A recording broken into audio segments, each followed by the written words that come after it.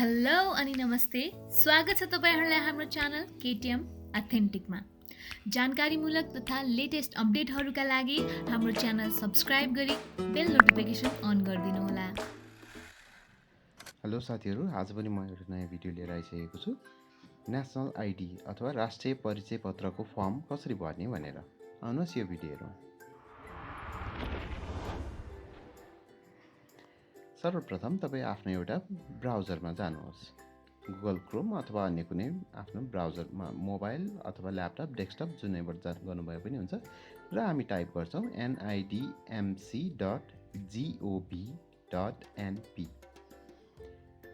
त्यति इन्टर गरिसक्नु भएपछि एउटा यो पेज खुल्नेछ र तपाईहरुले लगइन फर इन्डिभिजुअलमा गएर लगइनमा क्लिक गर्नुहोस्। र यति गरिसकेपछि यहाँनिर तपाईहरुको एउटा मोबाइल नम्बर हाल्नुपर्ने हुन्छ। तपाईहरुको आफ्नो एउटा पर्सनल मोबाइल नम्बर राखेर यहाँनिर क्लिक गर्दिनु होला र तपाईहरुको मोबाइलमा एउटा ओटीपी नम्बर एउटा मेसेजमा आउनेछ। त्यो नम्बर यहाँनिर टाइप गर्दिनु होला र यति गरिसकेपछि यो पेज खुल्नेछ र यहाँ तपाईहरुले न्यू इनरोलमेन्ट भन्नेमा गएर क्लिक गर्नु होला र अब देखाइएको छ तपाईहरुलाई आवेदन भर्न पूर्व ध्यान दिनुपर्ने कुराहरू।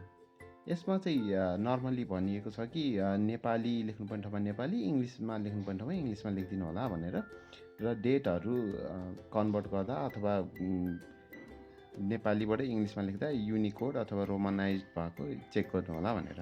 र यहाँ एउटा सजिलो चाहिँ अहिले के छ भने तपाईहरुले नेपाली टाइपिङ आउँदैन भने इङ्ग्लिसमा लेख्नु भयो भने त्यहाँ अटोमेटिक नेपालीमा भइहाल्छ।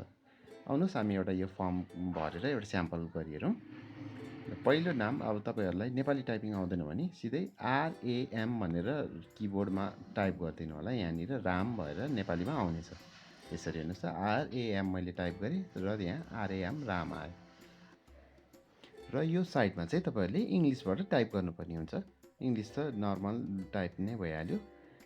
बिचको नाम अथवा यतापट्टि इङ्ग्लिसमा बिचको नाम र थरमा अब तपाईहरुले अहिले कसरी टाइप गर्नु होला। यो फर्स्ट नेममा यतापट्टि इङ्ग्लिसबाट आरएएम नै लेखिदिनुस् र यो थरमा आफ्नो थर राख्नु होला। मैले चाहिँ अब र्यान्डम राखेँ लामा भनेर, मैले इङ्ग्लिसमा टाइप गरेको थिएँ एलएएमए भनेर। र अब यसमा चाहिँ जन्ममिति राख्नु होला। जस्तै 1990 यसरी तपाईहरुले इङ्ग्लिसको डेट राख्नुभयो भने यहाँनिर यो कन्भर्ट हुँदा अलिकति मिल्दैन। जस्तै हेर्नुस् त अब यतापट्टि हामी डेट अफ बर्थमा हेर्छौँ त्यो 1934 भयो, यो अलिकति मिल्दैन। त्यसकारणले तपाईले यो जन्ममिति नेपालीबाट लेख्नुपर्ने ठाउँमा चाहिँ नेपाली डेट अथवा विक्रम सम्वतमा हाल्नु होला। अब म यहाँनिर लेख्न गएको छु। जस्तै अब लेखौँ 2042 साल लेखौँ। अब यति लेखेर यतापट्टि चेक गर्दाखेरि तपाईहरुको अटोमेटिक कन्भर्ट भइसकेको हुन्छ डेट। र यसमा चाहिँ आफ्नो जन्मस्थान जन्म जिल्ला राख्नु होला। लगभग यहाँ सबै जिल्लाहरू उल्लेख गरिएको छ। अब छँदै छैन भने चाहिँ माथिको अदरमा क्लिक गरिदिनु होला।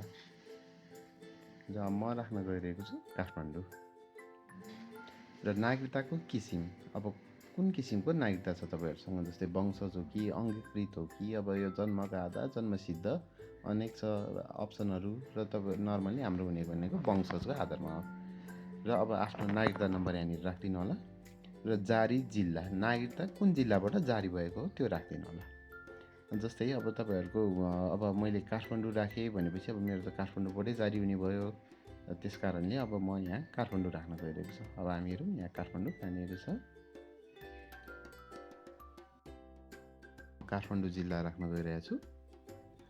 अब यो जारी मितिमा चाहिँ तपाईहरुले आफ्नो नागरिकताको पछाडिपट्टि हेर्नुभयो भने त्यहाँ जारी मिति हुन्छ, त्यो यहाँ राखिदिनु होला।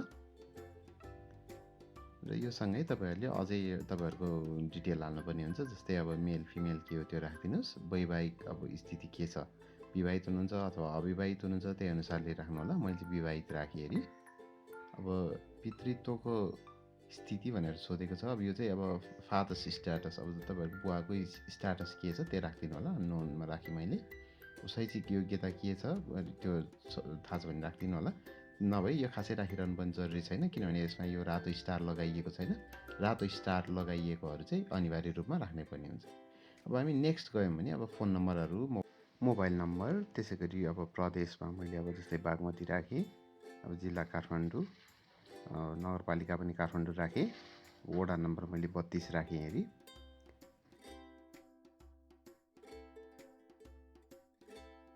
र यहाँ अब मैले मेरो जस्तै अब पेप्सी कोला मेरो ठाउँको नाम हो भने मैले अब इङ्ग्लिसमा PEPSI यसरी राखेँ। तपाईँहरूले यसरी मिलाएर आफ्नो ठाउँको नामअनुसार राख्न सक्नुहुन्छ। मैले अब पेप्सी COLA कोला गर्दा यहाँनिर नेपालीबाट कोला भएर आयो। जस्तै अब इङ्ग्लिसमा यतापट्टि पेप्सी कोला भनेर राखेँ मैले। अब टेम्पोररी एड्रेस अब आफ्नो अस्थायी ठेगाना कहाँ हो भन्दाखेरि अब त्यहीँ बस्नुहुन्छ भने यहीँ कपी भन्नेमा टिक लगाइदिनु होला, यो अटोमेटिक आइहाल्छ। अब अन्य कुनै ठाउँमा बस्नुहुन्छ भने त्यही अनुसारले राखिदिनु होला। र नेक्स्ट जानुहुन्छ भने तपाईँहरूको अब बुवाको डिटेल हाल्नुपर्ने हुन्छ र यसमा आफ्नो बुवाको पहिलो नाम राख्नु होला। यतापट्टि अब नेपालीबाट भइहाल्यो। अब यसको लागि अब फर इक्जाम्पल मैले अब राम नै भनेर राखेँ, RAM टाइप गर्दा राम भएर आयो नेपालीमा। अब यतापट्टि इङ्ग्लिसमा भइहाल्यो। र अब थरमा मैले लामै राखेँ। अब यतापट्टि योबाट इङ्ग्लिस भइहाल्यो। र त्यसपछि अब अरू जरुरी छैन। अब यसमा एड्रेस अब कपी गरिदिनु भयो भने भइहाल्छ। र पहिलो नाम यो चाहिँ आफ्ना आमाको मदर डिटेल भनेर छ। यो पहिलो नाम यसरी गीता भनेर राख्थ्यौँ, थरमा लामा राख्थ्यौँ। र अब एड्रेस पर्मानेन्ट एड्रेस कुन हो भन्दाखेरि अब त्यही कपी गरिदिनु भने त्यही अटोमेटिक एड्रेस कपी भइहाल्छ। अब यो चाहिँ रहेको छ आफ्नो हजुरबुवाको नाम। हजुरबुवाको नाम यतापट्टि इङ्ग्लिसबाट यो नि मैले रामै भनेर राखेँ अहिलेको लागि, र थरमा लामै राखेँ। र यहाँनिर राख्नुपर्ने हुन्छ आफ्नो हजुरआमाको डिटेल्स। अब पहिलो नाममा अब आफ्नो हजुरआमाको नाम के छ त्यो राखिदिनु होला। मैले चाहिँ अब मानौँ अब सीता भनेर राखेँ र नाम र थर राखिदिनु होला, अरू राखिरहनु पर्ने जरुरी छैन। अब यसमा चाहिँ आफ्नो श्रीमान अथवा श्रीमतीको डिटेल राख्नुपर्ने हुन्छ। अब मैले अघि विवाहितमा टिक लागेको भएर अब यहाँनिर चाहिँ राख्नै पर्ने भयो। अब यदि तपाईँ अविवाहित हुनुहुन्छ अनि अविवाहित राख्नु भएको छ भने यो राखिरहनु पर्ने जरुरी छैन। मैले चाहिँ अब यो रिता भनेर राखेँ, लामै राखेँ थर। र अब एड्रेसमा फेरि मैले अब सेम एड्रेस नै राखिदिएँ कपी गरेर। अब यहाँनिर छ तपाईँहरूको यो गार्जेन डिटेल भनेर। अब यदि तपाईँहरू बुवा आमासँग बस्नुहुन्न अथवा अरू अन्य कोही मान्छेहरूसँग बसिरहनु भएको छ आफ्नो गार्जेनको रूपमा लिएर भन्ने उहाँहरूको नाम राख्नुपर्ने हुन्छ। नभए नर्मली यो नभर्दा पनि खासै फरक पर्ने कुरा चाहिँ होइन। यसमा रातो स्टार त लगाइएको छ, तर पनि यो भरिरहनु पर्ने जरुरी छैन। नभर्दा पनि हुन्छ, खाली नै छोडिदिनु होला। र मैले यो पनि अब यहाँनिर जस्तै खाली नै छोड्ने विचार गरेँ, मैले यो खाली नै छोडिदिएँ। तपाईँहरूले यो भर्नु पनि जरुरी छैन। अब फेरि नेक्स्ट गएँ। अब यो भनेको चाहिँ तपाईँहरूको अपोइन्टमेन्ट। अब आफ्नो प्रशासन कार्यालय कहाँनिर हुन्छ, जस्तै आफ्नो अब म काठमाडौँमा छु भने मेरो अब काठमाडौँ जिल्ला प्रशासन कार्यालय भयो, नुवाकोटमा भए उतैको जिल्ला प्रशासन कार्यालय राख्नुपर्ने हुन्छ तपाईँहरूले। अब यहाँनिर गएर चाहिँ बायोमेट्रिकहरूको लागि हो र यसमा अटोमेटिकली देखाउने छ उनीहरूको अनुसारको अपोइन्टमेन्ट डेट कहिलेलाई खाली छ भनेर। यो चाहिँ बायोमेट्रिक दिनको लागि हो। र यति गरिसकेपछि तपाईँहरूले ओके गरिदिनु होला र मितिमा यहाँनिर गएर सोही देखाए अनुसारको डेट राखिदिनु होला। र यति गरेर नेक्स्ट गरिदिनु भएपछि तपाईँहरूलाई यसरी आर यु स्योर भनेर देखाउँछ। यसमा चाहिँ के भनिएको हुन्छ भने एकचोटि सबमिट गरिसकेपछि एडिट गर्नु मिल्दैन भनेर, त्यही भएर ध्यान दिएर भन्नु होला। र त्यति गरिसकेपछि यो अपडेटेड भनेर आउँछ र माथि देखाइएको रिक्वेस्ट नम्बर तपाईँहरूले कपी गरेर अथवा टिपेर राख्नु होला, अथवा यो पेजको स्क्रिनसट लिएर राखेर अपोइन्टमेन्टको दिनमा गएर बायोमेट्रिक दिनु होला र यो देखाउनु होला। त्यसपछि तपाईँहरूले त्यहाँ फोटो खिचाउनु पर्ने हुन्छ र फिङ्गरप्रिन्ट दिनुपर्ने हुन्छ बायोमेट्रिकको लागि। यति गरिसकेपछि तपाईँहरूको एप्लिकेसन सबमिट हुनेछ।